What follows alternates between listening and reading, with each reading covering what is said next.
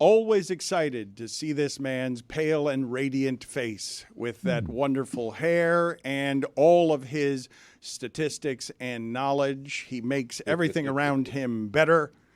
Mike Schur returns as our star intern in order to give us a stat of the day. Before we get to that stat of the day, though, you must have, and I don't know whether you had an emergency podcast or not on this. You and Joe Posnanski do one of the best baseball podcasts anywhere in this or any other country. But did Ohtani's contract, industry-shaking contract, a contract that you as a union man must find fascinating on deferred payments for labor, did Ohtani's contract merit an emergency podcast? It did. We're recording it literally when I'm done here today, so it'll be up in the next day or so. Yeah, it's interesting from a union point of view, but it's more interesting from a team point of view, because I was actually shocked that the league allowed this. I don't think the union cares as much as long as the guy gets paid. And in fact, deferring payment means more guys can make more money. So I think it's probably fine from a union standpoint. I'm surprised a little bit that the league allows this amount of deferral. $680 million deferred is pretty insane. I mean, that, you know, for competitive balance tax purposes, it's still like $46 million a year or whatever. So, you know, that's something. They're not totally cheating the rest of the league out of the money that they're giving him. It's just, it's pretty clearly gaming the system with a unicorn. Like, the guy, he took the money deferred because he makes so much money in endorsements, he doesn't care about a salary. And so it's not like this is going to happen all the time, especially in baseball where no one has endorsement money. But it still is a little shocking that the league allows this to happen. I don't know what it means long term. It might not mean anything because he's such a special case. I can see the story really moved you. I have to, the emergency podcast. You can't do it 2 or 3 days later, Mike. You just can't do it. An emergency podcast has to be done the second the news breaks. That's it. Tell me you've never listened to my podcast without telling me that you've never listened to my podcast, I guess. But Mike, I'm getting to it. An emergency appendectomy is not done 4 days later. The person's dead. Yeah. Thank you. Yeah. Like, that's the whole point of the podcast, is that we're incredibly lazy and we don't really get to things. In most of the emergency podcasts we don't actually get to the subject of the emergency for like 45 minutes. Speaking of dead, and I don't want this to take a morbid turn, but what happens if something happens to Shohei Ohtani?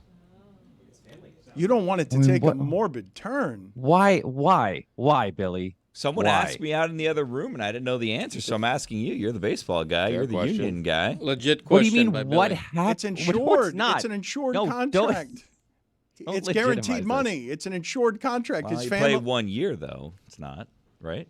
It's insured. His family, whatever it is that he is owed, I'm assuming, Mike, perhaps you have information like here. Sounds like no one knows the answer. No, this is a great Maybe question. It wasn't such a bad question. Right. Because It's not a great question. What? Don't just say it's a great question. It's not a great question. Hypothetically, Shohei Answer Ohtani it. dies in 2 years. Oh I my didn't say God. that. Oh my I didn't God! say that. What are we doing? What happens to the contract? What are we doing? I mean, the guy just signed like a 75-year deal, and we're all worried if America will be around. I think this is an important question. That's a Agreed. good question. Mrs. not Ohtani answering has to this. get in a uniform. What happens? I don't think you know the answer. What happens if something tragic? Well, I don't think I do either, but if I did, I wouldn't answer that. That's what's happening here. Maybe Samson will know. I'm going to text Samson. I know what the answer is not. The answer is not what Greg Cody said it was, which is maybe Mrs. Ohtani has to wear the uniform. Right. That's not what's the case. That way it's not free money. You know, you got to earn. Right. You know, the Ohtanis, if not Shohei, then the surviving Ohtanis have to pick up the slack, Jack. Yeah, I think he's right. Work. I think that's Thank you. legally correct. Thank you, Mike. Surviving Ohtanis. Yes. Shohei is what Stugotz does. I do. Where are you, Mike Schur, in general, when you look at what's happening with the Dodgers on just the incredible imbalance of we need to buy a TV star and we can pay whatever we want because we have more regional television contract than anyone else in the sport. The Yankees did this for years. It did not mean they always won, but the Dodgers stole Freddie Freeman when they didn't need Freddie Freeman, and they stole him from the Braves, and the Braves are better still than the Dodgers are. Yeah, of all the stats, the one that is the most remarkable to me is that in 2025, the Dodgers will pay Shohei essentially $70 million. The Braves will spend less than that on Matt Olson, Austin Riley, Spencer Strider, and Ronald Acuna Jr. Like, the Braves have been so smart about the way, like unfairly smart in the way they've locked these guys up. So, everybody's talking about how the Dodgers are a super team. The Braves are a super team. The Braves are smarter about their roster construction than anybody else. The Dodgers have more money. But the Braves, I think you can argue, are still a better team. The crazy thing about the Dodgers, to me, is that their problem has been pitching. They have run out of pitchers at the end of both of the last two seasons because of terrible injury luck. Walker Buehler and Dustin May and Tony Gonsolin and all these guys went down with season-ending injuries. They've, multiple Tommy Johns. Then they also had deeply unpleasant people on their roster like Trevor Bauer and Julio Urias, who couldn't pitch either. And they won 100 and something games last year. They were starting rookies in the playoffs because they had no pitching left. And Shohei, who is without question the best baseball player who has ever played baseball, can't pitch next year. So, they're paying $70 million next year for a DH. He's the best DH. He's arguably the best hitter in the game. But long-term, this is enormously risky for their pitching staff because nobody knows what he's going to be like after he comes back for a second Tommy John. And they still have pitching problems because they don't know how these other guys are going to be either. So, look, when he's healthy, he's the most valuable player in the game by a factor of essentially 2. And they paid him like that. They paid him like Aaron Judge plus Garrett Cole. That's basically his contract is basically Aaron Judge plus Garrett Cole. And that's what he is when he's healthy in one guy. But they don't know if he's going to pitch to the degree, to the level that he's pitched in the past. And that's a big question mark. Look, when you have Mookie Betts, Freddie Freeman, and Shohei Ohtani as the 1, 2, 3 in your lineup, that's incredible. That's 3 MVPs at 3 different positions that are 3 of the 8 best hitters in baseball, maybe, or 7 best hitters in baseball. So I get it, and I think it was worth it. And the money that they're paying him, they'll make back tenfold on marketing and everything else. But it's weirdly doesn't fix all of their problems, at least not right away, because their main problem in the last couple of years has been pitching. Mike, wouldn't you argue, the Dodgers are being positioned as this sort of nefarious team for pushing all of this money back for years, but couldn't you argue that what the Braves have done is sort of the more nefarious version of it by taking advantage of young guys who need the big contract, quote unquote, and signing them for, what Ozzie Albies is making is criminal compared to the type of player he is. All those Braves players should sue their agents. It is absurd that they got those contracts locked in to the degree they did. Acuna especially. Acuna makes like $12 million next year, and then I think like 17 after that, and he's a $40 million player. So yeah, I have not understood why those guys took those deals. I get it. It's obviously life-changing generational money, but man, oh man, are those guys worth more than they're being paid. And they're all locked in for, 10 years. Every one of them. Albies' deal runs out, I think, after next year, but it's absurd. And so, look, it's not illegal. It's just outrageous that their agents took those deals to me. Give me all your thoughts on Juan Soto, who turned down a contract the equivalent of Patrick Mahomes. Well, I think it makes a lot of sense to turn that down because he knew that Shohei would hit free agency before he did. And obviously he doesn't pitch, but he is essentially Ted Williams. If you look at like guys at his age, he's 25 years old. And the number of guys at his age who have done what he's done offensively, OPS plus and walk rate and all the stuff that really matters, it's like he's top 4 all time. It's like him and Ted Williams and, I don't know, Babe Ruth and whoever. And so I think it made sense for him because he knew that there was going to be a guy who set a precedent that he could then use to get his deal. So he's going to play out this year, and I don't think he's going to. I think he's going to join the Braves.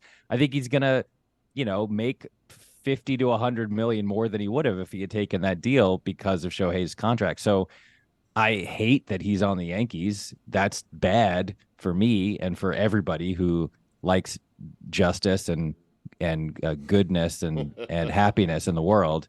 But I don't blame him at all for taking that for turning that deal down because he knew that it was only going to help him long term. The thing about the Juan Soto deal too, Mike, that like people fall in love with the 450 that he turned down, but it was over 50 years. It was like 440 over 15, so it was less than 30 a year. So he could make it back with a shorter deal. Yeah, he'll get that for 10 years after next, assuming that he does what he does and he doesn't get hurt. He'll probably get 450 over 10 at this point because Shohei's essentially making 46 a year competitive balance tax, which is sort of what that was in the ballpark of what people thought he was going to get total, that like 45 to 50 a year. And so tell me why Juan Soto shouldn't get that. He's 3 years younger than Ohtani. He's one of the greatest hitters who's ever played the game to this point in his career. If he keeps this up, he's going to the Hall of Fame. He's so young. I mean, you're talking about, Shohei will be 20 or 38 when this contract ends. And if Soto signs a 10-year deal, he'll be 35. Like this is his absolute prime. So yeah, he'll make 450, but he'll do it in 2/3 of the time that original deal offer was gonna last. Start of the day, start of the day, it is your start of the day. Start of the day, start of the day, it is your start of the day.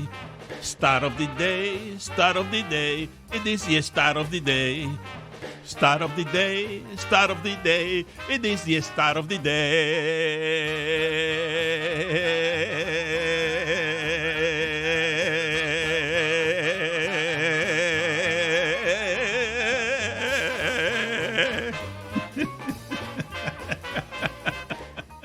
First of all, Roy, thank you for turning on original sound so I can hear the music. You got it.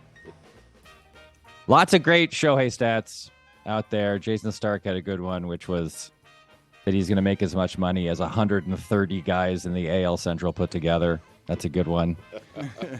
The money he makes is roughly the profit made by the national airline of Portugal in the year 2022. I like that one, too.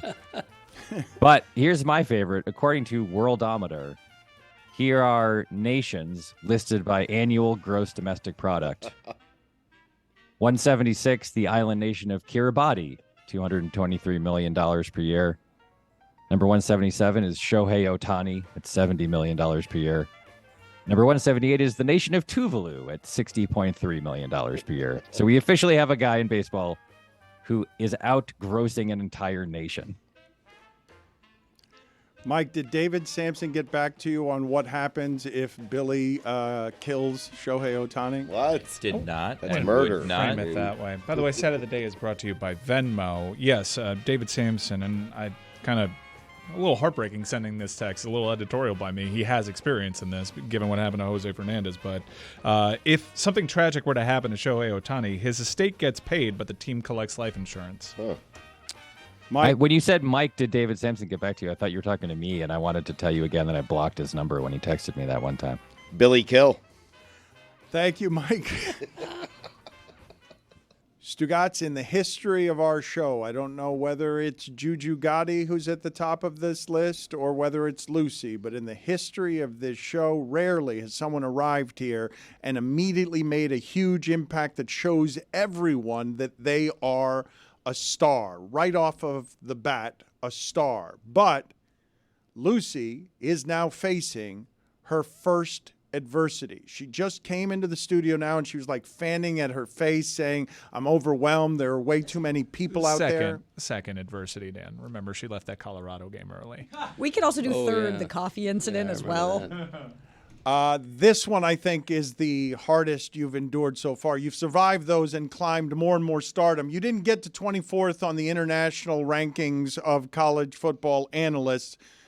by not overcoming those two previous mistakes. I don't know if you can overcome this one, though. So she comes in here, and she's overwhelmed because there are way too many people out there. It's the holidays, and there are a lot of corporate types milling about, a lot of people. There's a lot of money milling about out there, and Lucy keeps scampering back in here to do show, but she doesn't feel totally confident here because she's not feeling great about the content that has emerged from her latest very expensive Metal Arc trip where she expenses a great many things traveling all over the earth. So where are you with this, Lucy, the video we're about to show, Lucy? First, let me say, I saved a ton of money. I didn't buy a single hat this trip. Wow. Not one. Actually, that's not true. Take that back. I bought one before the trip, and I'm going to expense it, but I didn't buy one there. We can expense hats? Yes, I have expensed so many hats. What? All my hats, I've expensed. Every single one. They all make it to the video. Yeah, so the fit checks. It's part of the gag. The fit check is like the most brilliant plan ever because I can just buy clothes and cool hats. So if and I everyone's like, that's great. If I show my shoe, does that mean I get to? All right, I'm gonna show the shoe. All right, so now I can that's put nice. that in the Yeah, thing. nice shoe. Paid for it. What a scam. No, only if you show your shoe the next time a hockey player gets inducted into the Hall of Fame. Foot. Lucy, how do you feel about what you made? Because we're about to throw it to video here, and you don't seem confident today. And I've seen you, and you've seemed confident almost the entire time here. Thank you. Yeah, not today. Not our best video. Not our fault. I will say that I came in a little nervous for Army Navy just because it's very different than the normal like college football games we go to. And you would have thought I smelled or something because no one wanted to talk to me. No one wanted to be near me. And I wore perfume that day, so I know I didn't smell. There was just like, there were tailgates there. There were just not tailgates that we were wanted at. And so we didn't really get any interviews because no one really wanted to talk to us. So we did the best we could. And I ended up having to like shoot a fake gun, and I didn't really want to do that. And it was just this whole deal. And I thought Foxborough was in Boston. It wasn't in Boston, so it wasn't my favorite trip. There was really a lot going on. And I didn't even buy anything there either. So I didn't feel good about that either. What an amazing discovery has had to have happened over the last 20 years, Stugotz, of the Patriots dominating football, that Lucy realized that on that one lonely stretch of road that takes you to Foxborough, It's awful. It's going to take you hours, and it's nowhere near Boston. That's why their fans are so angry. They have to drive so far. In the middle of the woods. It's terrible. The place stinks. But they do sell it as you're in Boston, and you're not. You It's are the not furthest thing from close. Boston. It's like thinking you're going to New York City and you're in the Bronx. It's something like that. No, it's not like that. No. It's like thinking you're going to New York City and you're in a marshland swamp in the ocean. This place, So you're in Jersey. this place is obscure and off in the shadows, and it's one way in, one way out. This place is so lonely, awful, cold. And how long did it take you to get there? So I didn't look anything up ahead of time. That's my own fault. I did talk to Jess about it, and I told her like my plan to walk around Boston, and she didn't really say anything to me about how far Foxborough was. So, okay, a little upset with her, but that's all right. We'll get through it. I drove like probably an hour from the airport to Foxborough. I had to drop Rose off because she had something she had to do, and then I drove the hour back from Foxborough to Boston. In traffic. Yeah, because I was like, well, I'm here. I told everyone I was going. I'm not just going to sit in Foxborough and have a bad time. So then I went all the way back to Boston, but I had to leave kind of early because I was like, well, it's going to take me like an hour or so to get back. Then I was on my way back, and I thought, well, I've never been to Rhode Island before. I might as well just go to Rhode Island while I'm close. So I went to Providence just so I could say I've been to Providence. Because what if I decided to go see every 50 state like one day? Now I've already seen Rhode Island. Check that box. Then I went back to Foxborough. It was a very long day, and I didn't even buy myself anything. Let's play that video.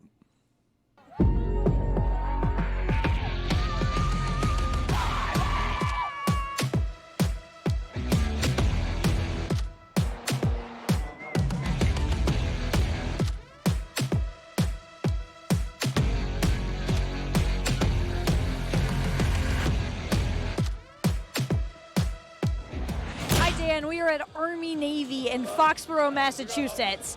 That's not Boston. I thought it was Boston. It's been this whole ordeal, but whatever. It's basically Rhode Island. But we are here.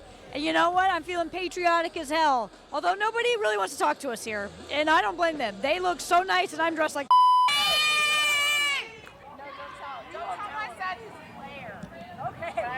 I'm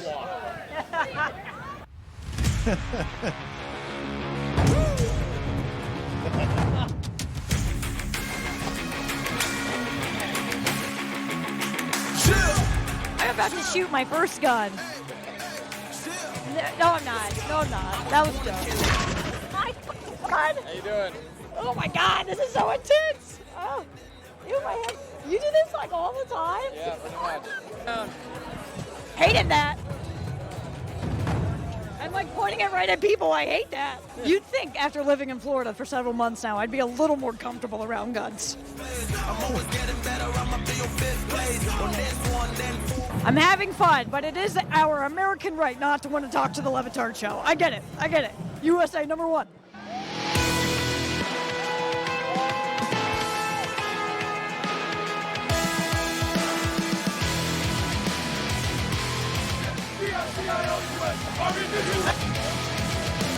Do you watch the Dan Le Batard Show with Stugotz? Do you watch the Dan Le Batard Show with Stugotz? Yes.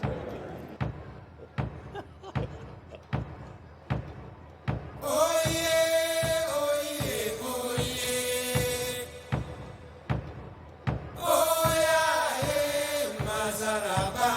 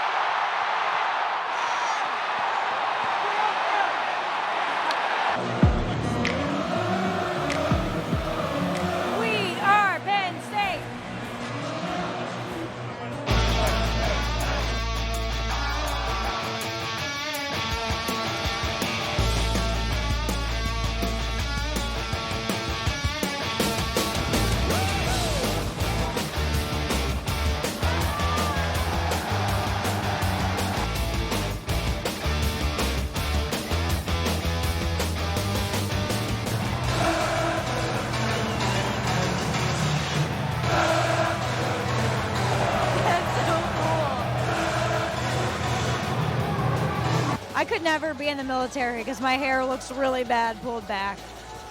Also, physically and emotionally and mentally, I'm quite weak. So that could be a problem too. And I don't really like getting up early. So that might also be an issue.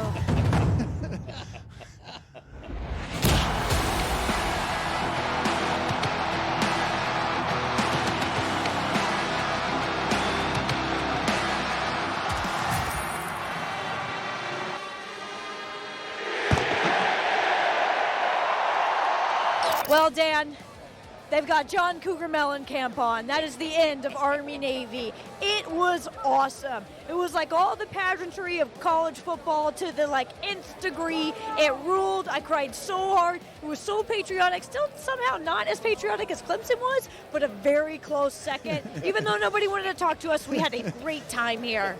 USA, USA, USA. Heading down south to the land of the bound. Down out the road. I think I know the words. So I see. Dan, we haven't left the field yet because the vibes are so high and the music's so good. Put it on the poll, please. Juju at Le Batard Show. Are you surprised that the Army-Navy game was not as patriotic as Clemson? I want to apologize to the podcast audience for all of that royalty-free music. The video was much better, though not that much better, because Army-Navy... there was a stretch play in there that looked promising. Mm-hmm. I salute you, Lucy, for trying to do that, and thank you for your service. Yes. Yeah. It's more than just a game, Dan. You know that, right? Perhaps, yeah. It's also boring content. Yeah. Probably on the probably on the off-roading chopping block next year, Army-Navy. It is not Lucy's fault. I blame our military. That is even worse. I would blame our Lucy. military if that was. Oh, Jesus Christ! Here It comes was on Outkick. me, not the military. Oh, boy. I know that if war comes around, I trust them because they didn't want to talk to So us, did- and that right. shows good judgment. Shohei Ohtani also trusts them. Football looks super cool in slow motion, huh? It does. Oh, it looks great. The video in slow motion looks great, but if you're looking for flimsy content that is all packaged packaging and soulless. Yeah, but Jeez. nothing quite connects. It's like Lucy or the military or Rose. Who are we taking out right now? nothing quite connects like a full back dive in slow motion to royalty-free podcast music.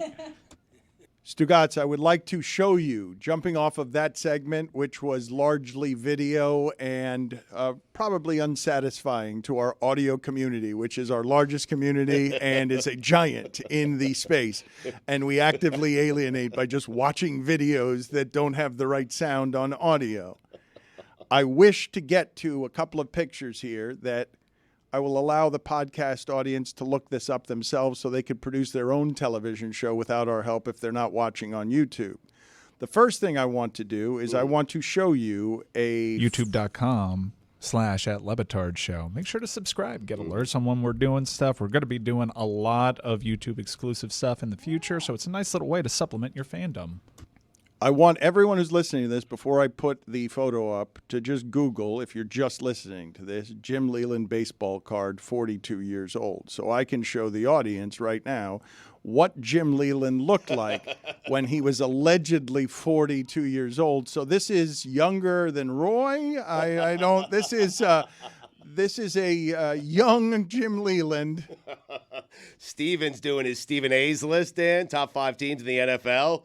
Big news at number 5. The Dolphins.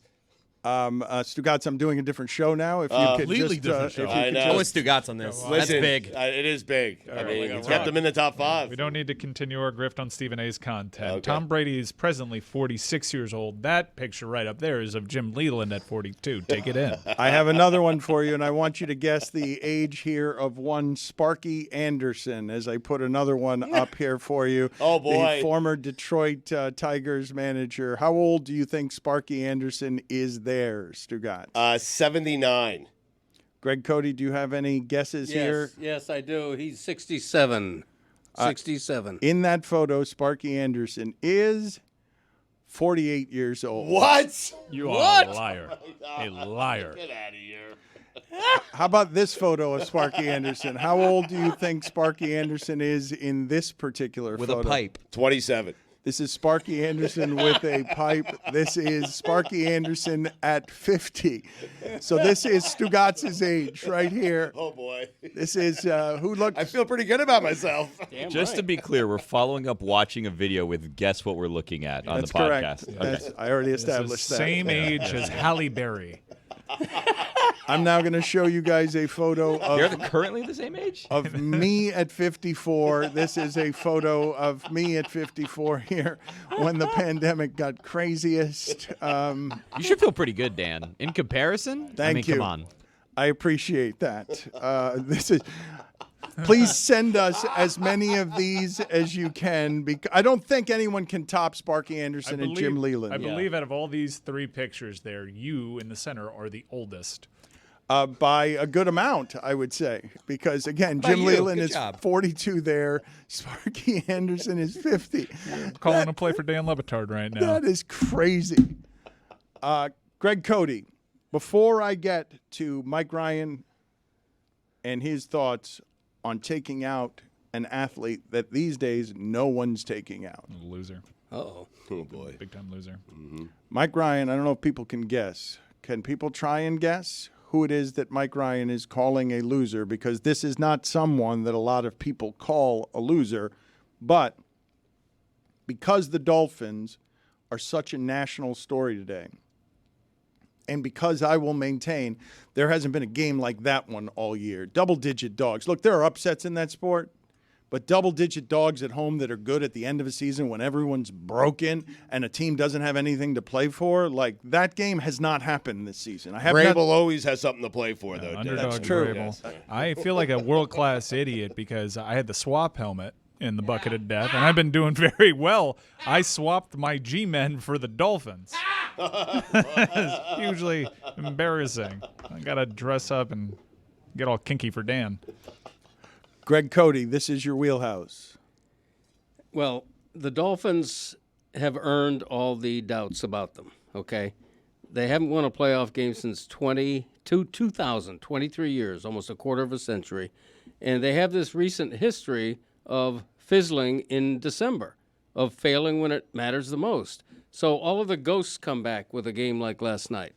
Okay, all of the scars are open again. All of the wounds are open again because longtime fans remember, wow, this is familiar. We're having a good season. We lose a game we shouldn't, and then it all goes to hell. So if the Dolphins are special this year, and I think they are, this is the time to prove it.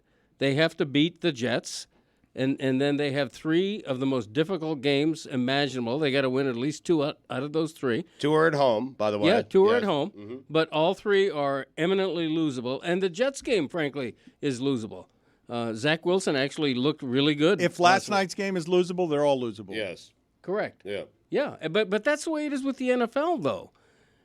Like, who's an invincible team? Well, it had been them against bad teams until Right. now. They Like were 8-0. And now it's San Francisco for the moment. Okay. Yes. Healthy yeah. San Francisco has looked invincible. Dallas at home has Right. looked invincible. True. Dolphins weren't healthy last night, though. Like, I know you can probably do this game. When the Niners lost this year, they had injuries. Like, it's just it's almost unnecessary to talk about because it's like, yeah, they were hurt. It's just like a lazy conversation to have. But they were hurt 3 guys on the offensive line, and then Tyreek Hill first quarter. Everybody's hurt. It's December in Yeah. the NFL. Are you looking at the Cleveland Browns? How inspired are you right now? They're on Joe Flacco, 4 quarterbacks. No, but Myles Garrett's out there with 1 arm out there. Mike- Nick Chubb went out week 2, and you want to complain about 1 offensive lineman? Shut up.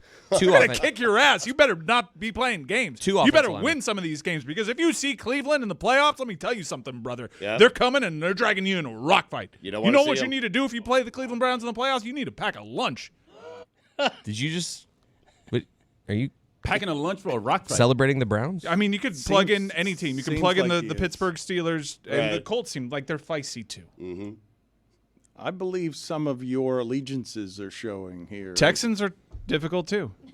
Texans are probably going to make it. Not as passionate about You that don't one. want to. You don't want to face them. You don't seem Right. to have the same. Well, it's just. I mean, the Dolphins. Oh, we had so and so was hurt. Everybody's hurt, man. Do we bring a Hey, lunch how to the about how about Texans? this? The Titans were hurt, and you failed to beat the Titans.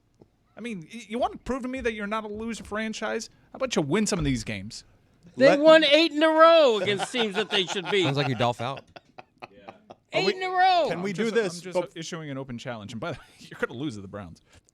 Can we I will put be at that game as a neutral observer. the game together that allows us to select Survivor style officially and furthermore, whether people around here are Dolphin or Dolph out? We will go to the Super Bowl if the Dolphins have a chance to get to the Super Bowl. Our show will go to the Super Bowl if the Dolphins are in play. But I do believe that what Greg Cody is saying here is true. I heard it too much last night. Stugotz, my phone lit up. The fan base of the Miami Dolphins that is generational Right. is fearing and doubting and waiting for that game to happen. And the moment it happens, they forget about the previous 2 months. They really do. Stugotz, I saw it. I'm like, wow, all of these people are saying, I felt this before in December. You have to understand that in my case, Stugotz, it's not just that I'm the urinator and objective observer guy.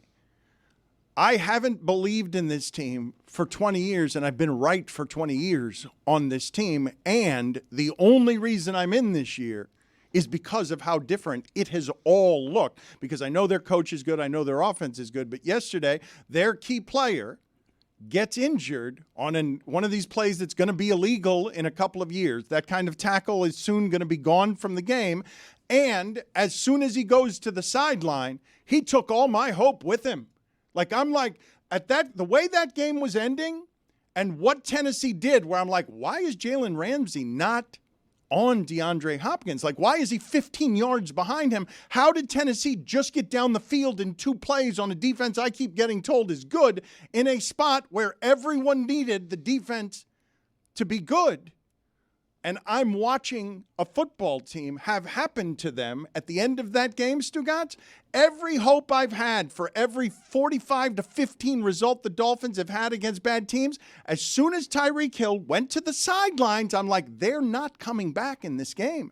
Tua has not had enough time in the pocket for him to go down the field and even get a field goal. They were down by a point, and I lost my confidence in everything that was happening, Dolphin related. And here's another thing, Stugotz, because I wasn't watching it. I had just left our watch party, and I was listening on the radio. Big dog. The local radio. But this is what I want to tell you that I How'd heard. you like that 15 seconds of silence while they both watched the replay?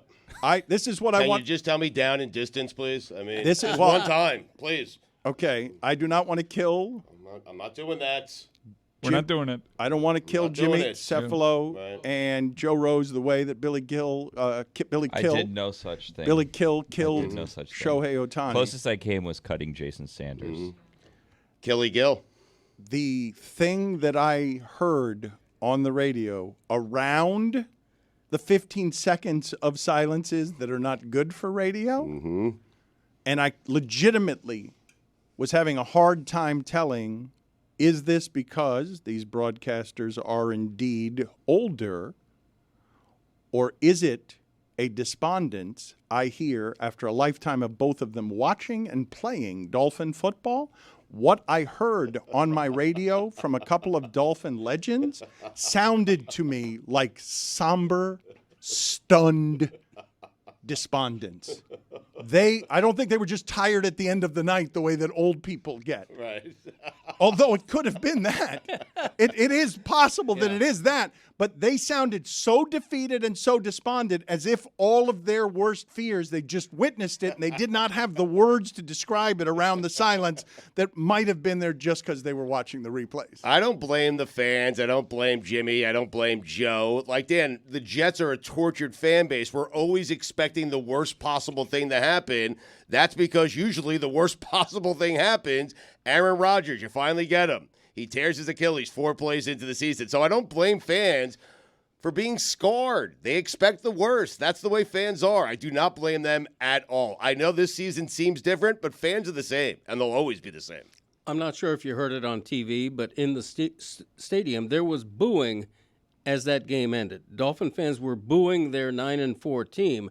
And it wasn't super prevalent. It didn't last long, but the Dolphin fans were booing their team at 9-4. And the reason, what I heard in that booing, is frustration because fans are thinking, finally, we thought we were above and beyond this kind of a performance. We thought we were past this, and it's happened again. This is the new and unimproved Dan Le Batard Show with the Stugotz. Gamble on by DraftKings.